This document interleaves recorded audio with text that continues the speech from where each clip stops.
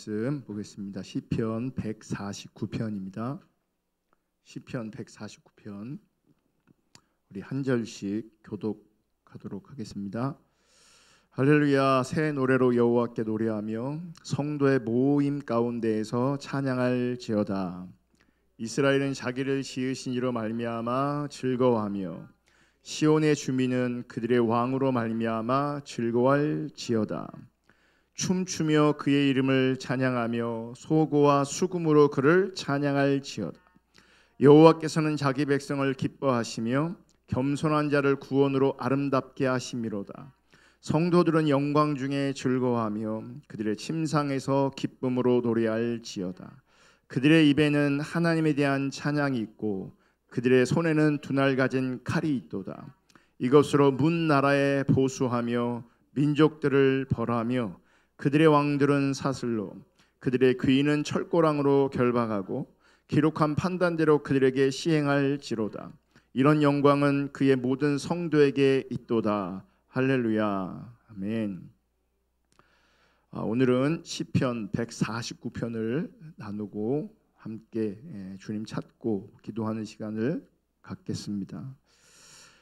시편 149편도 할렐루야로 시작하고 또 할렐루야로 이제 마치고 있습니다. 그런데 1절에 보면 할렐루야로 시작하면서 새 노래로 여호와께 노래하며 또 성도의 모임 가운데서 여호와를 찬양할 것을 말씀하면서 그 찬양의 이유를 2절에서 이렇게 소개하고 있습니다. 다시 읽을게요. 시작. 이스라엘은 자기를 지으신 이로 말미암아 즐거워하며 시온의 주민은 그들의 왕으로 말미암아 즐거워할지어다. 그러니까 하나님이 이스라엘을 지으신 것이 찬양의 이유가 되고 또 하나님이 그들의 왕 되심이 찬양의 이유가 되는 겁니다. 여러분, 하나님이 이스라엘을 지으셨다는 것은 하나님이 아니면 이스라엘은 존재할 수 없다는 뜻이죠. 그러니까 하나님이 만드셨기 때문에 지으셨기 때문에 이스라엘이 존재하는 겁니다. 그럼 보세요. 이스라엘이 자신들의 이 존재성, 자신들의 그 존재에 집중한다면 하나님이 나를 지으신 것만으로도 하나님을 찬양할 수 있게 되어지는 겁니다. 아멘. 여러분, 세상은요, 세상은 뭐 다양하게 우리가 세상의 성격에 대해서 설명할 수 있겠지만 또 표현할 수 있겠지만 세상은요 소유지향적입니다.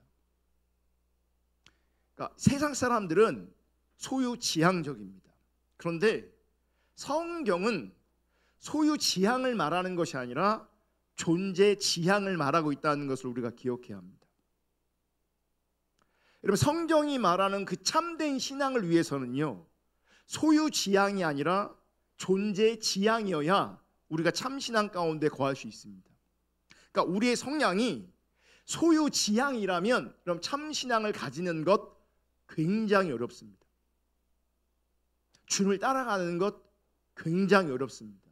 왜냐하면 그 성향 자체가 하나님께 합하지 않기 때문에 그래요.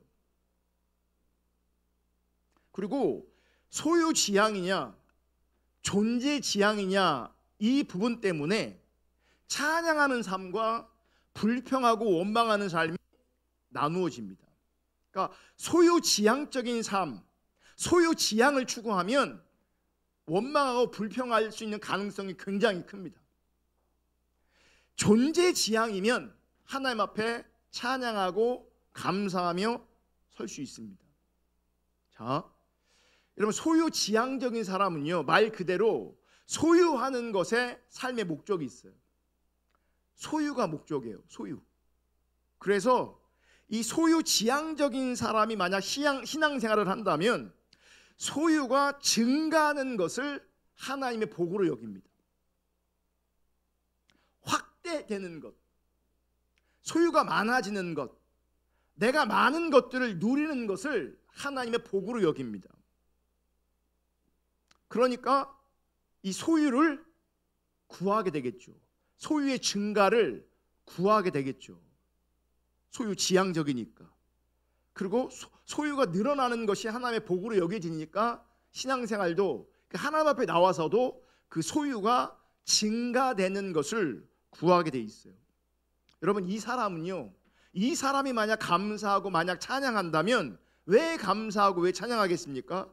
소유가 증가하는 것이 조건이 되어서 소유가 증가되면 감사하고 찬양할 수 있는 것. 반대로 소유가 증가하지 않으면 이분은 절대 감사할 수 없어요. 그러니까 소유지향적인 사람들은요, 소유가 증가해야 감사가 되고 찬양이 되지, 소유가 증가되지 않으면 거꾸로 축소되어지면 절대 감사할 수 없죠. 성향 자체가 소유지향이니까. 하지만 이 존재지향적인 사람은 소유의 여부를 떠나서 자신이 존재한다는 것을 근거로 해 사람을 바라봅니다. 자신의 존재의 시작부터 지금까지, 그리고 삶의 마지막까지 이 존재의 여부로 말미암아 나에게 주어진 그 하나님의 은혜를 바라보는 겁니다. 그러니까 내가 존재하는 것이 하나님의 은혜라는 거죠. 내 존재 여부가 하나님께로부터 베풀어진 하나님의 은혜인 것으로 인식하는 겁니다.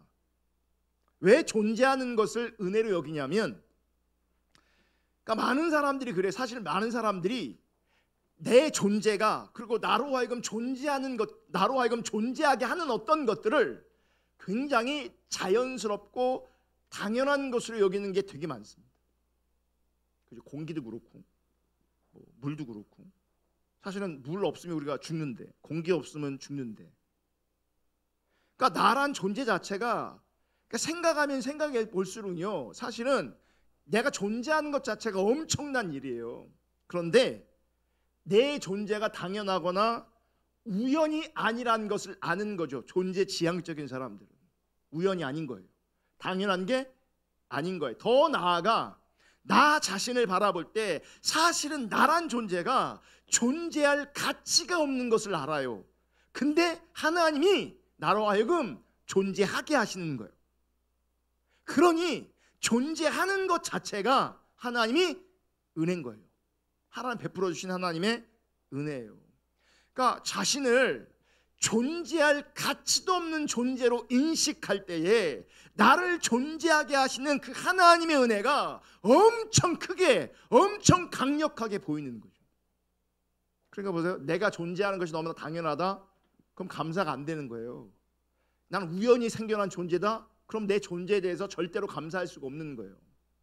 그런데 존재할 수도 없는, 존재할 가치도 없는데 하나님께서 존재하게 하셨을 뿐만 아니라 이런 나를 지으시고 이런 나를 부르셔서 하늘의 영광에 참여하게 하셨단 말이죠. 아멘.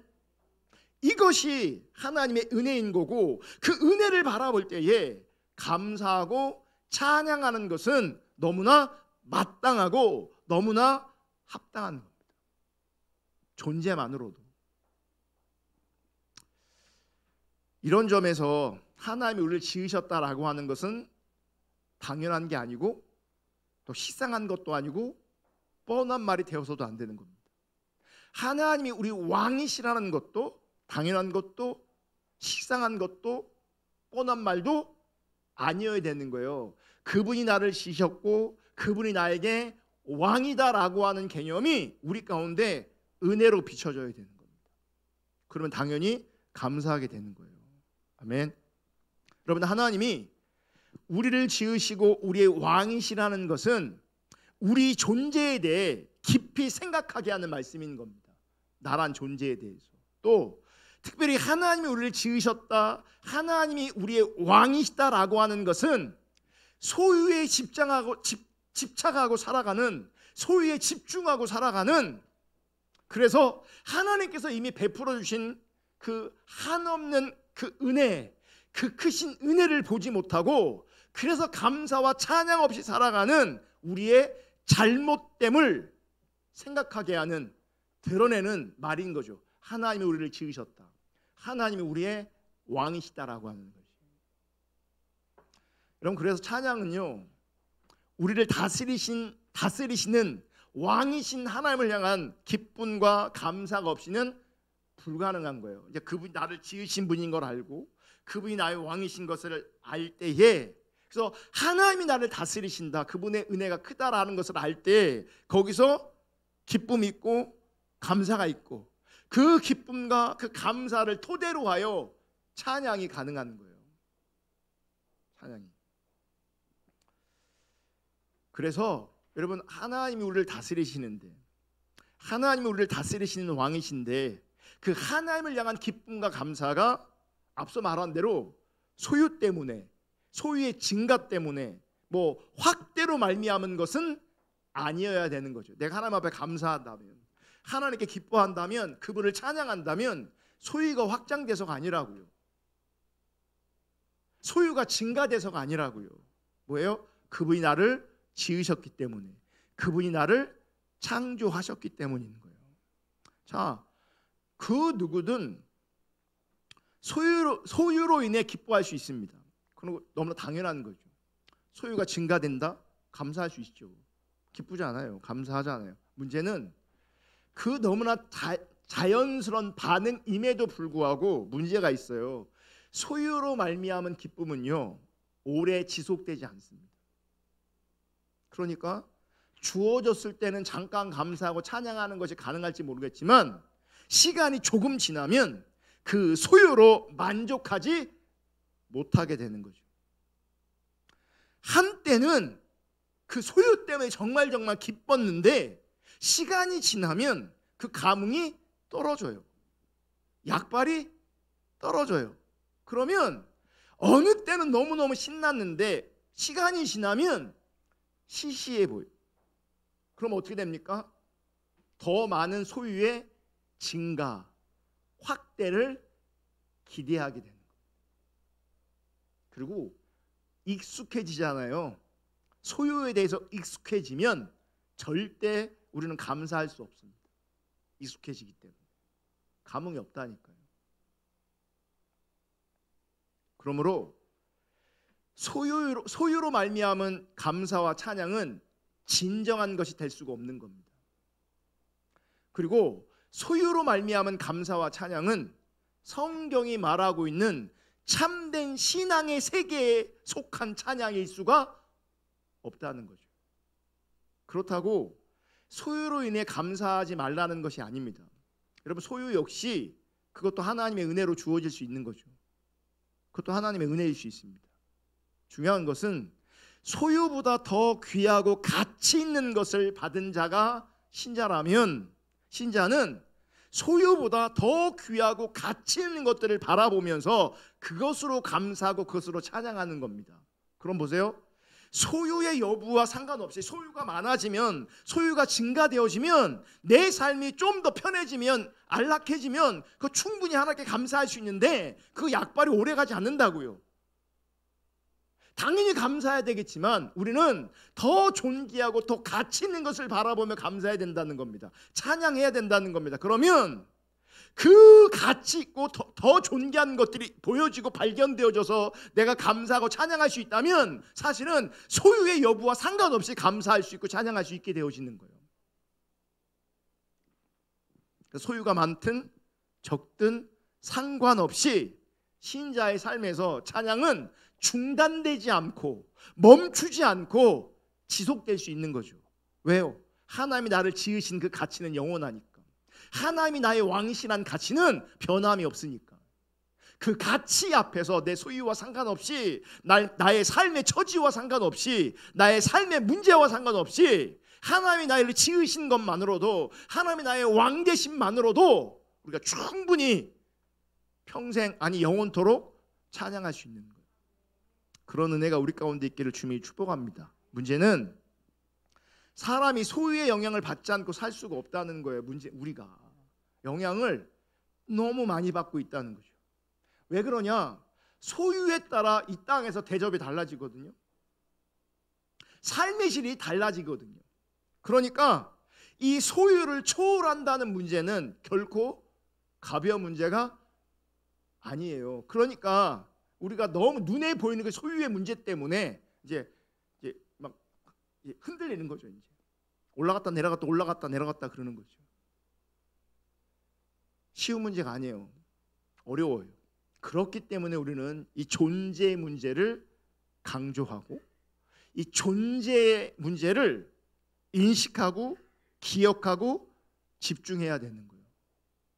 이 존재 앞에, 존재케 하시는 그 하나님 앞에, 내 존재함 앞에 기억하지 못하면, 이거를 집중하지 못하면 이 소유 여부에 따라 내 마음이, 내 상태가 흔들려요. 그러면 더 가치 있는 것들이 안 보이니까 소유 때문에 내 감사에, 내 찬양에 영향을 받게 되는 거죠. 그러니까 소유지향적인 자리로 가는 거예요. 그러면 내 삶에 얼마나 많은 소유가 있겠습니까? 그러니까 감사가 안 되는 거죠. 도리어 뭐가 가득 차겠어요? 불만이 가득 차겠죠. 그럼 예배하는 삶이 안 되고 찬양하는 삶도 가능하지 않게 되어지는 겁니다. 그래서 우리는 존재의 마음을 집중해야 합니다. 존재의 마음을 집중하는 그런 훈련이 우리 가운데 필요합니다. 아멘. 존재에 우리의 마음을 집중할 때에 소유의 많고 적음에 연연하지 않게 되어지고 하나님이 베푸신 그 은혜로 말미암아 여전히 신실하게 감사하고 찬양하고 예배할 수 있게 되어지는 겁니다. 아멘. 여러분, 우리가 우리를 하나님이 지으셨다면 우리는 하나님의 피조물이고요, 하나님의 소유라는 거죠. 우리가 찬양 가운데 나는 주의 것, 나는 믿어요. 뭘 믿어요? 내가 주님의 것이라는 걸 믿는 거죠. 나는 주의 것. 하나님이 나를 지으셨어요. 나는 피조물이에요. 나는 이제 하나님의 소유라는 겁니다. 자, 보세요. 우리가 하나님의 소유이기 때문에 우리를 하나님이 뜻하신 대로 사용하시는 것이 옳은 거죠. 그럼 보세요. 하나님의 주권 아래서 내 뜻과 내 원함과 상관없이 나는 주의 것이기 때문에 주께서 내 삶과 인생을 이끌어 가실 거예요. 아멘. 그럼 보세요. 나는 하나님의 소유다, 나는 하나님의 피조물이다 라고 하는 것을 받아들일 때, 온전히 받아들일 때 현재의 삶 또한 어떻게 받아들일 수 있는 겁니까? 하나님의 뜻 가운데 주어진 것이다 라고 받아들일 수 있게 되어지는 거죠. 그러면 현재가 때로는 어렵고 때로는 고단할지라도 때로는 이해되지 않을지라도 하나님께서 하나님의 소유 삼으신 나를 하나님의 뜻 가운데로 빚어가시는 자리라면, 빚어가시는 과정이라면 그것도 우리는 은혜로 인식해야 되는 거예요. 그러면 뭐 할 수 있어요? 감사할 수 있는 거죠. 그러면 이 감사하는 자리까지 가기 위해서 분명한 건 뭔지 아세요? 내가 하나님께 지음받은 하나님의 소유다. 하나님은 나를 마음대로 하실 수 있다. 하나님 뜻대로 하실 수 있다. 아멘. 그러니까 내 계획이 아무리 있어도요, 하나님이 아니야 그러면 안 되는 거예요. 내가 아무리 원해도 그거 아니야 그러면 안 되는 거거든요. 근데 그걸 안 내려놓으니까 여기가 힘든 거예요. 내가 원하는 바를 안 내려놓고 하나님이 분명히 하나님 뜻 가운데로 우리를 인도해 가시는데, 어떤 것들은 허락하시는데 하나님께 나를 맡기지 않고 하나님 거라는 것을 인식하지 못하니, 내가 하나님의 소유라는 걸 인식하지 못하니 뭐요? 여기가 뽑기는 거예요. 왜 내 뜻대로 안 해주냐는 거죠. 내가 바라는 대로 왜 안 해주냐는 거죠. 여러분, 하나님은요 내가 원하는 대로 해줄 의무가 없어요. 여러분의 기도를 들어줄 의무가 없어요. 내가 기도 응답을 받는다면, 하나님이 내 삶을 이끄신다면 그건 그냥 다 은혜인 거예요. 그건 그냥 은혜인 거예요. 아멘. 그럼 보세요. 당연히 받아야 되는데, 당연히 해줘야 되는데 안 해주면 내가 시험에 들고 내 마음이 불편해지는 거, 그건 맞는 거지만 하나님이 나에게, 우리에게 해줄 의무가 없다고요. 원래는 그래 안 그래요? 구원도요, 원래 그분이 나를 구원할 이유가 어디 있어요? 우리 같은 인간들을 구원할 이유가 어디 있냐고요? 없어요. 왜냐하면 그분은 하나님이시니까, 그분은 왕이시니까, 그분은 창조주이시니까. 나는 그분의 소유이기 때문에 내가 그분 앞에 뭔가 요구한다는 건요 사실 말이 안 되는 거예요. 그분은 그분 뜻대로 우리를 인도하실 수 있어요. 그분 뜻대로 우리를 사용하실 수 있어요. 그분 뜻대로. 그래야 그분이 왕이지. 그래야 그분이 왕이지. 내 마음대로 안 해준다고 내가 삐져 있으면 그분이 왕입니까? 나한테? 왕이 아니지.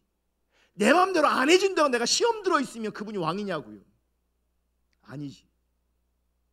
근데 하나님의 국률이 너무 크셔갖고요, 말도 안 되는 짓거리를 하고 있음에도 불구하고요 우리를 사랑하세요.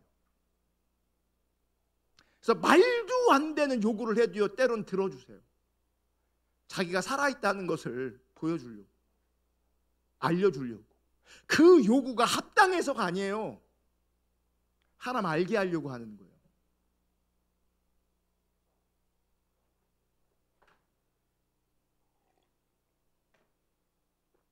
그래서 신앙은 가장 존귀하고 가장 가치 있는 것에 대해 눈이 열리는 것을 말하는 겁니다. 다시 말하면 진리를 발견하는 겁니다.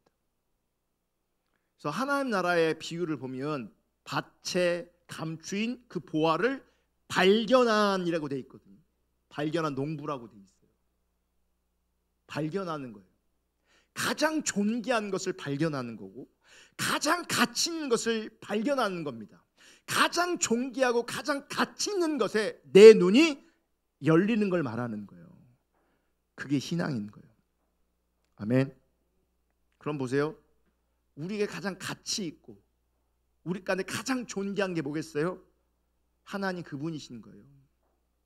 그분의 은혜인 거예요. 그분 사랑인 거죠. 아멘.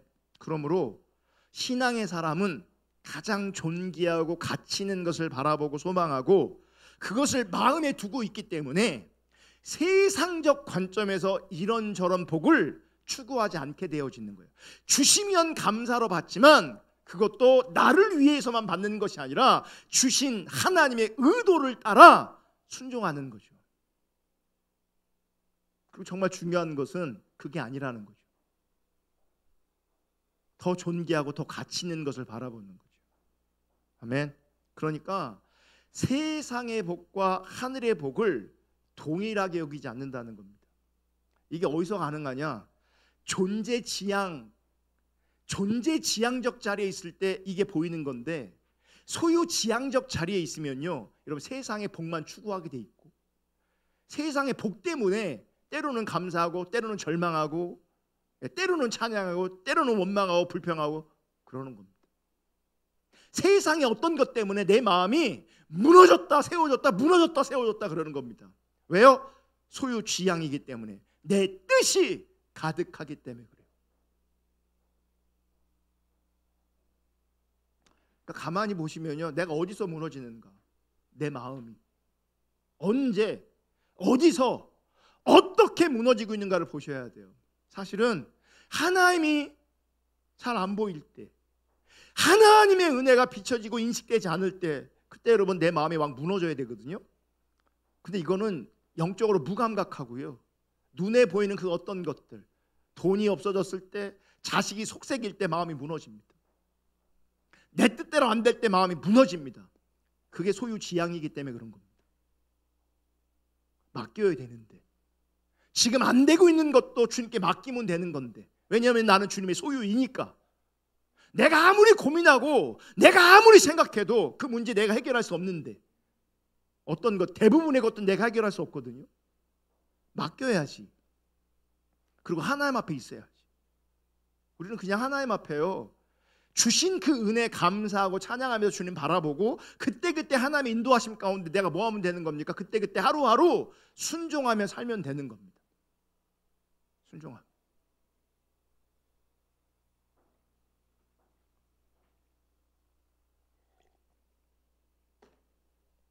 세상의 복과 하늘의 복이 여러분 절대로 동일하지 않은 것을 기억하시고요. 우리는 더 존귀하고 더 가치 있는 하늘의 복을 추구하는 사람이고요. 그 복 안에 있는 존재라는 것을 잊지 않기를 주님의 이름으로 축복합니다. 보세요.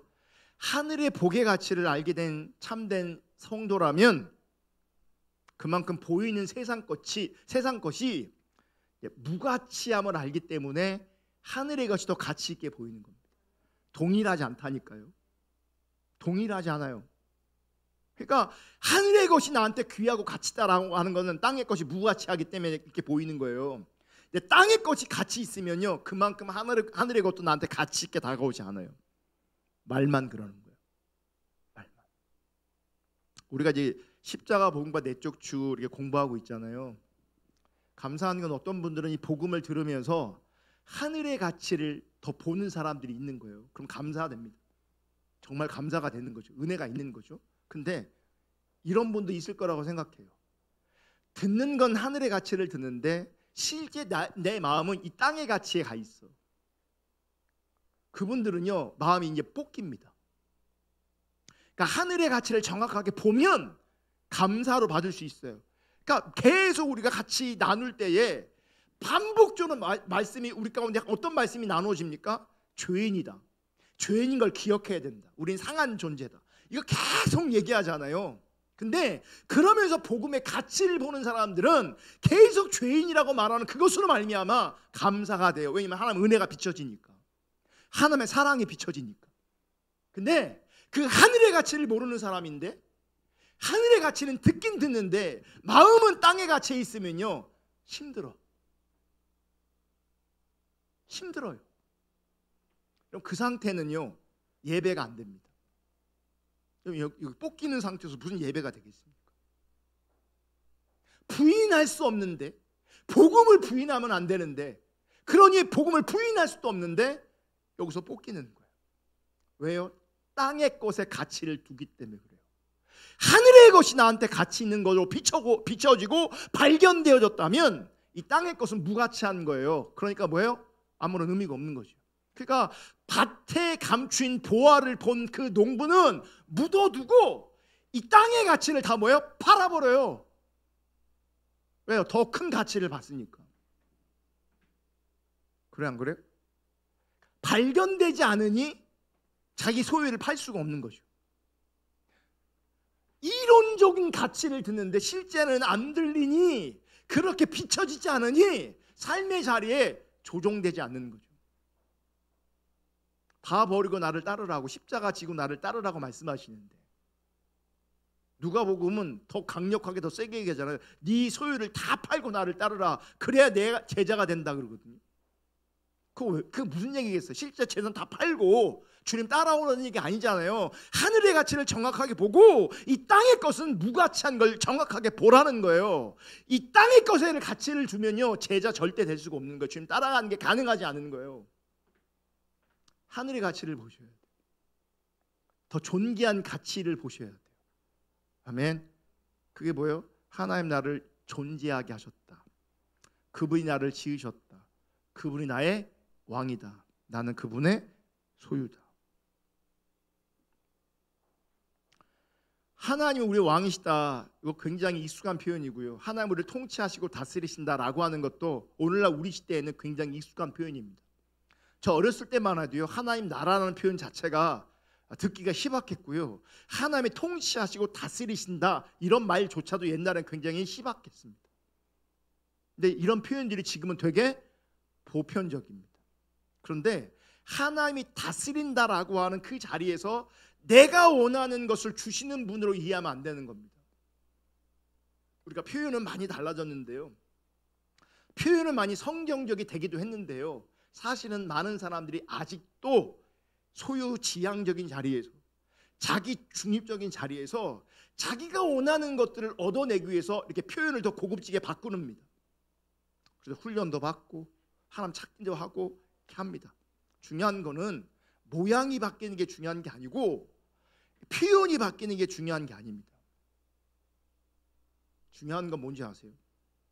하나님의 뜻이 언제나 항상 선하다는 것을 믿음으로 고백하는 겁니다. 아멘. 그래서 하나님 뜻대로 다스려 주세요. 하나님의 뜻이 내 속에, 내 삶에 이루어지게 해주세요 라고 기도하는 겁니다. 그러니까 내 뜻, 내 목적은 내려지고 하나님의 뜻만을 구하는. 왜요?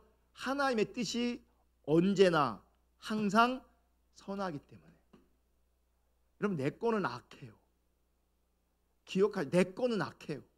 내 자기 중심에 나오는 욕망들, 내 자기 중심에 나오는 어떤 것들은요, 악해요.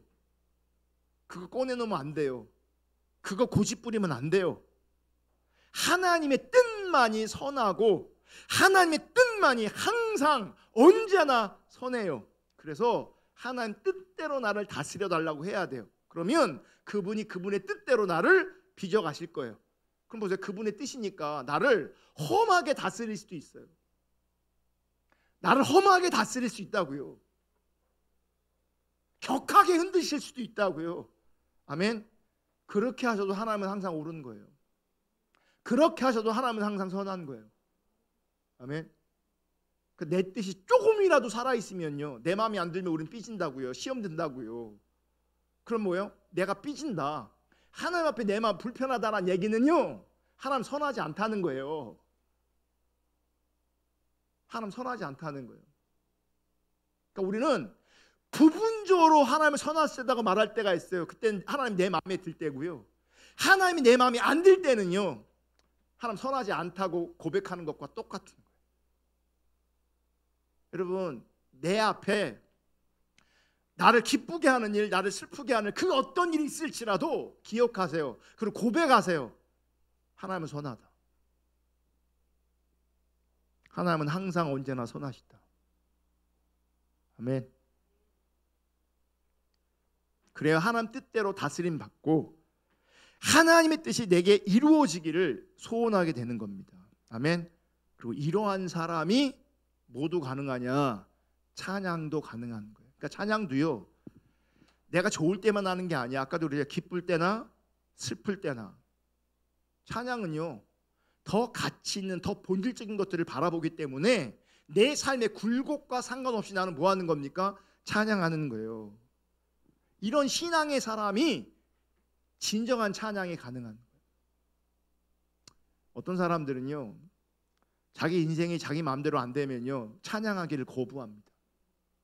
찬양 안 합니다. 입 대빨 나와 갖고 앉아 있습니다. 그러니까 아직 이제 미숙해서 그런 거죠.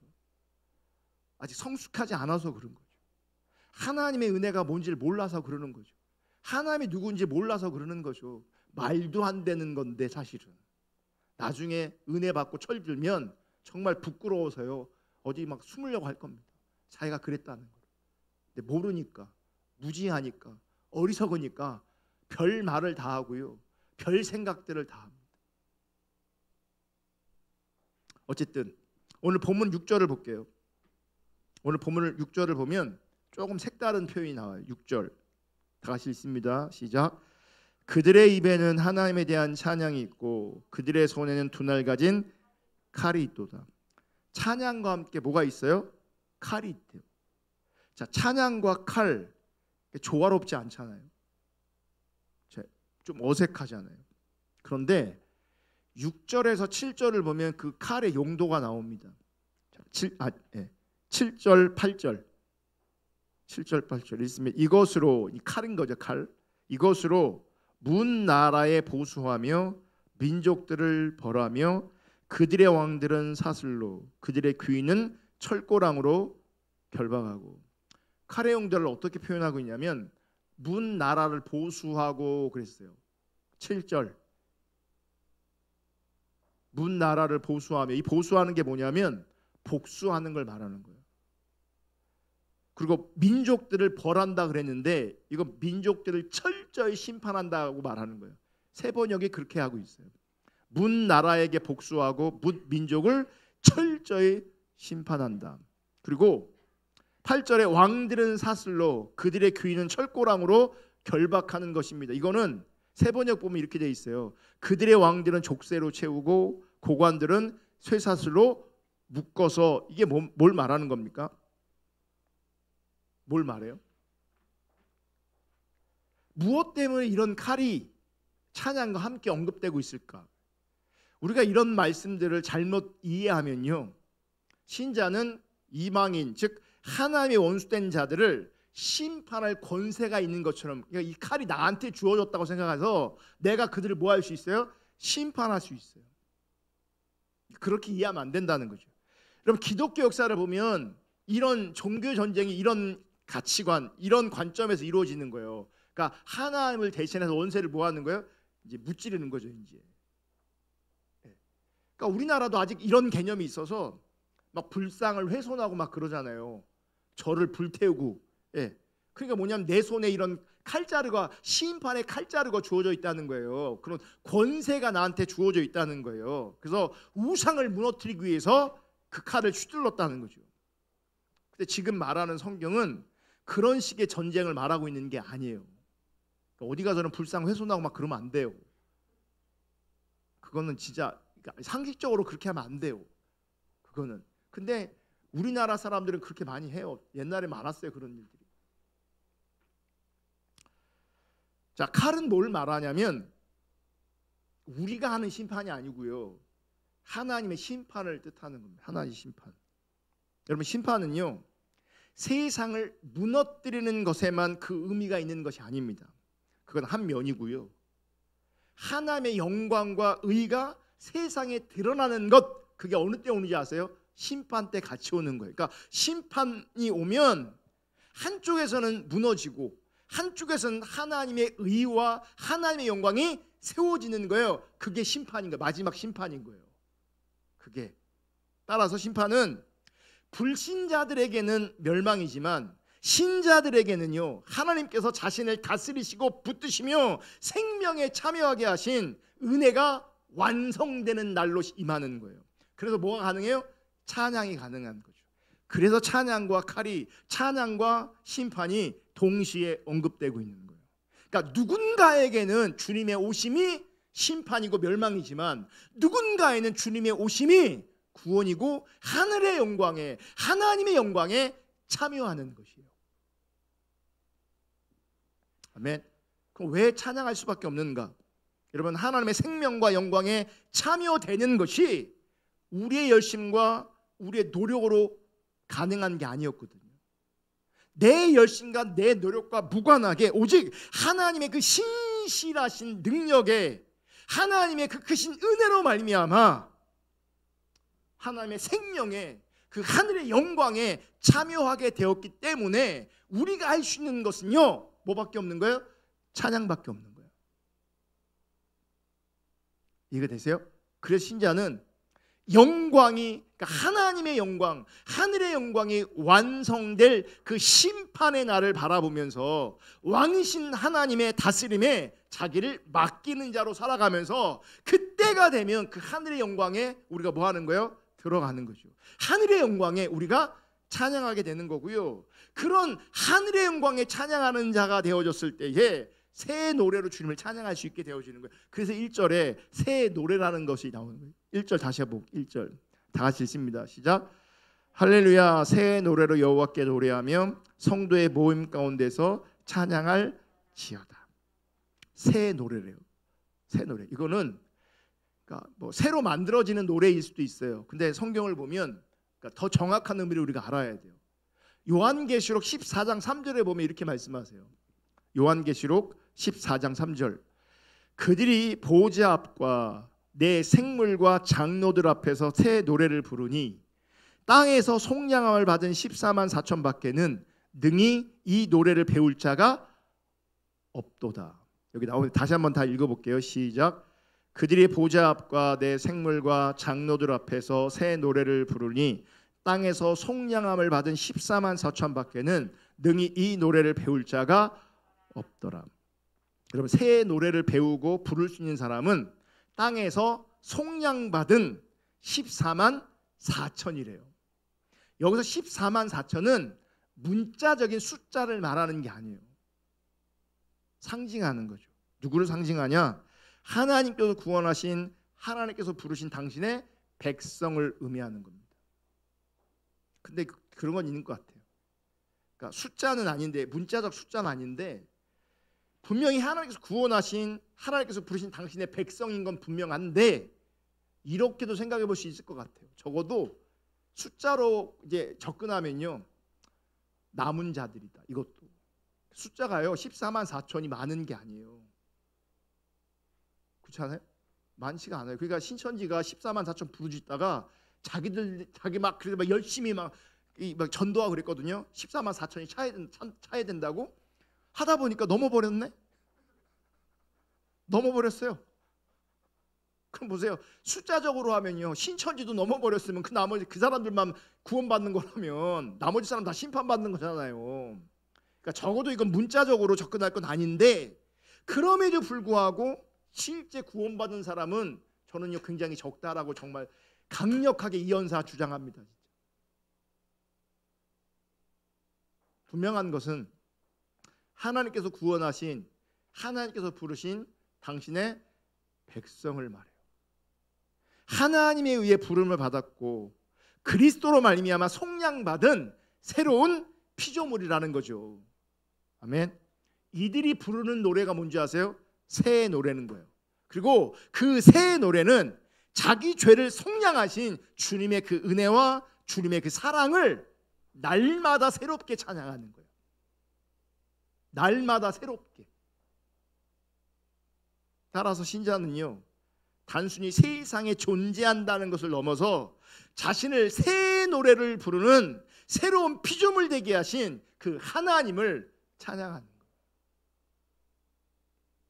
이게 앞서 말씀드린 존재 지향적인 신자가 되는 거예요. 소유 지향적인 신자가 아니라. 문제는 대개 많은 사람들은요 나 자신을 새로운 피조물로 인식하지 못해요. 왜 그럴까요? 외적으로 보면 새로울 게 하나도 없어요. 그러니까 우리 예수 믿는 사람들이 우리가 구원받았을지라도 보면 새로운 피조물이라고 하면 좀 달라 보이면 좋잖아요. 얼굴에 막 빛도 나고 막 예뻐지고 막 그러니까 성형수술 안 해도 막 예수 믿으면 구원받은 사람 막 이뻐지고 뭐 그러니까 피부라도 막 여러분 지금 상태에서요 피부만 하얘져도 되게 이뻐 보이는 거 아세요? 근데 막 우리는 아니잖아요. 자세히 보면 막 별거 다 있고 뭐 그잖아요. 그러니까 사실 마스크 쓰는 시대가 감사할 수도 있어. 반만 보이니까 이 반만 보면요 이 깜짝 놀라는 게 뭐냐면 위쪽은 사람들이 웬만하면 다 이뻐요. 여긴 다 이뻐. 여길 가려놓으니까 여긴 다 이뻐. 안 그런 것 같으세요? 근데 벗으면 실망스러워. 네. 어쨌든 외적으로 보기에 새롭다 할 만한 것이 안 보여. 그러니까 새로운 피조물이라고 하는데 신앙이 없는 자와 신앙이 있는 자가 외적으로 보면 전혀 구별되지 않아요. 구별되지 않으니 사람들이 헷갈리는 겁니다. 그러니까 새로운 피조물임에도 불구하고 그 존재됨으로 말미암아 하나님 앞에 있어야 되는데 구별되지 않으니 차이가 없으니 자기도 모르는 자리에 존재한다는 것으로 만족하지 못하고 소유를 통해서 차별적인 몸으로 존재하고 싶은 거죠. 더 많이 가질 수 있는 더 많이 가지는 그런 존재로 있고 싶어하는 거니까 그러니까 존재 지향적인 새로운 피조물로 존재하는 것이 아니라 소유 지향적인 사람으로 자기도 모르는 사이에 변질돼 버리는 거예요. 근데 기억하세요. 신자는 내가 구원받은 사람이라면 새로운 피조물이에요. 세상이 부를 수 없는 새 노래를 부르는 자로 부름 받았고 그 노래를 배우고 부를 수 있는 자로 우리가 존재하고 있다는 겁니다. 그리고 그건 하나님의 전적인 은혜라는 거죠. 아멘. 여러분 이 은혜가 세상 가치관과 기준에서 보면 정말 아무것도 아니지만 결국엔 칼로서 이 세상을 복수하고 심판하고 민족들을 벌하는 그 심판의 때 그 마지막 때를 생각한다면 새로운 피조물이 된 것이 내가 새로운 노래를 배우고 부를 수 있다는 것이 그런 존재되었다는 것이 얼마나 큰 하나님의 복된 은혜인가를 비로소 알게 되는 거죠. 비로소 알기 전에 지금부터 알으라는 얘기예요. 지금부터 감사하고 찬양하고 예배하라는 얘기예요. 할렐루야 찬양할지어다라고 말하는 거예요. 그래서 아멘. 자, 하나님의 왕되심도 마찬가지예요.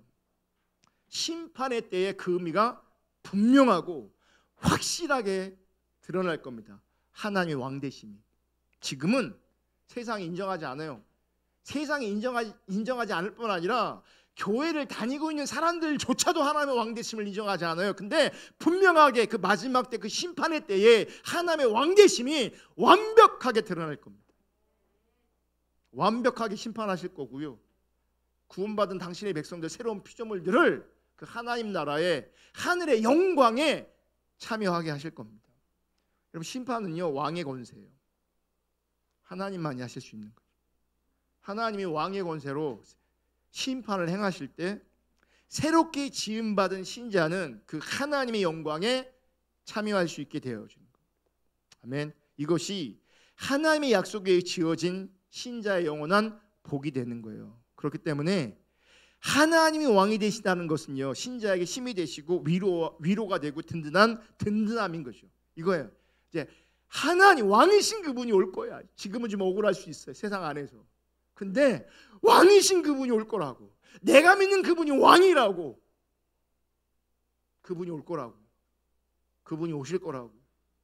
그러니까 그 약속을 붙잡고 있으면요 지금 때로는 힘들고 어렵고 고단하고 피곤할지 모르겠지만 그분이 왕으로 오신다는 것, 심판주로 오신다는 것이 우리 가운데 힘이 되고 위로가 되고 든든함이 되고 오늘을 버틸 수 있는, 오늘을 이길 수 있는 하나님의 능력으로 작동될 겁니다. 그분이 왕이시니까. 우리가 그거 믿으니까. 우리가 그거 알고 있으니까. 아멘. 그래서 우리들의 참된 현실은요 왕이신 하나님께서 우리 가운데 함께 하시고 우리를 다스리신다는 것이 저와 여러분의 참된 현실 될 수 있기를 주님의 이름으로 축복합니다. 그렇기 때문에 신자는 지금 현재만 보면서 울고 웃고 하는 사람이 아니라는 거죠. 결국 주님 앞에서 웃을 사람이라는 거예요. 그러니까 결국 우리가 승리자예요. 그러니까 지금 눈앞에 있는 것 때문에 울지 말기를, 흔들리지 않기를 주님의 이름으로 축복합니다. 4절 볼게요. 오늘 보면 4절입니다. 저는 오늘 4절이 굉장히 은혜가 됐어요. 묵상하면서.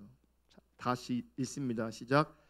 여호와께서는 자기 백성을 기뻐하시며 겸손한 자를 구원으로 아름답게 하심이로다. 자, 여호와께서는 자기 백성을 기뻐하신대요. 그러면서 겸손한 자를 구원으로 아름답게 하신대요. 그러면 자기 백성과 같은 표현이 뭔지 아세요? 겸손한 자예요. 그러니까 하나님의 백성은 당연히 어떤 사람인가요? 겸손한 자가 되는 거죠. 그죠? 자, 말씀에 보면 하나님께서는 분명히 말씀하세요. 자기 백성이 있음을 말씀하세요. 자기 백성이라고 표현해요. 자기 백성. 여러분, 크리스마스가 이제 곧 다가오는데 마태복음에 보면요, 주님께서 왜 오시는지, 하나님 예수를 왜 보내신 줄 아세요? 자기 백성을 구원하려고 왔다고 돼 있어요. 거기도 자기 백성이라고 돼 있어요. 자기 백성. 그러면서 그 자기 백성으로 말미암아 기뻐하신다라고 말씀하고 있어요. 이게 얼마나 여러분 강력한 말씀인지 몰라요. 잘 보세요. 우리가 분명히 아는 것은요, 인간은 타락했다는 거예요. 그죠? 창세기 3장 이후에 인간은 분명히 타락했어요. 선한 거 하나도 없어요. 우린 철저하게 부패했어요. 그러니까 하나님이 없는 인간의 세계에 작동되는 뭐 선, 거룩, 착함, 의, 이건 하나님 앞에서 다 쓰레기 같은 거, 걸레 같은 거예요. 선하지 않은 거예요. 사실은 우리끼리 선으로 작동하는 거고 우리끼리 착함으로, 정의로, 의로 작동되는 것이지, 하나님 관점에서 이 세상은, 인간은 타락해요. 선한 게 아무것도 없어요. 그게 비춰질 수 있기를 정말 주님을 축복하는데, 이런 타락한 세상에서 하나님은 인간을 구속하실 구속의 역사를 계획하셨고 예정하셨어요. 이런 타락한 세상에서. 아멘. 그리고 이 구속의 역사를 예수 그리스도의 십자가와 부활을 통해서 완전하게 이루셨어요. 그럼 하나님께서 원하시는 게 뭐냐? 하나님은 예수 그리스도를 통해서 이루신 그 구속의 역사를 우리들이 믿기를 원하시고 우리가 구원되어지기를 원하시는 거예요. 아멘. 그러니까 보세요. 그 믿음을 가진 당신의 백성, 그 자기 백성을 기뻐하시는 거예요.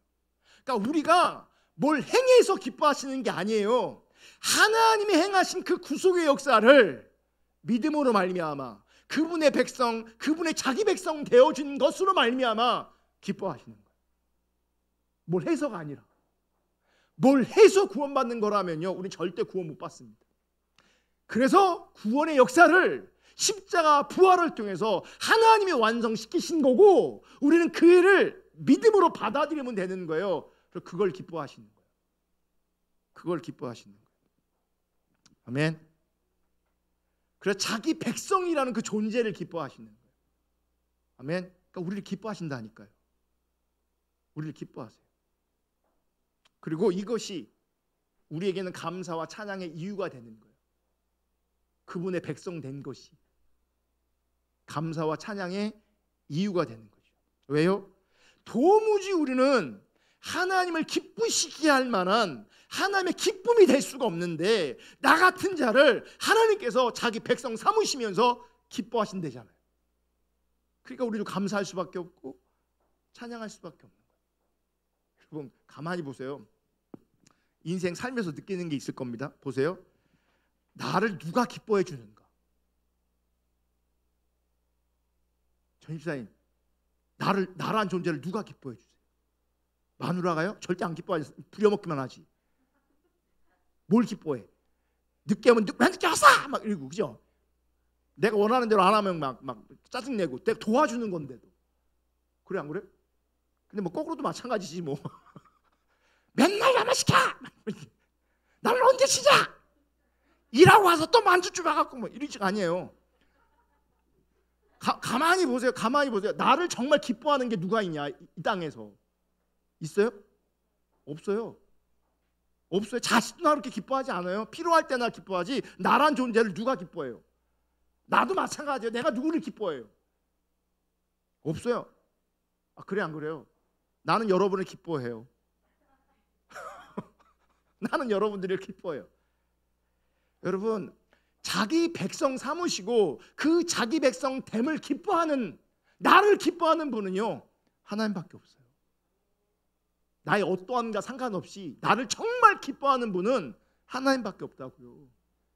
다 내 주변을 돌아봐도 속이나 새기지 나를 기뻐하는 존재가 없다고요. 나를 기뻐하신대요. 근데 그냥 나를 기뻐하신대요. 나를 보면 기뻐할 만한 이유가 하나도 없는데 뭐가 있어요? 똑똑하기래, 이쁘기래, 성격이 좋아. 뭐 있어요? 뭐?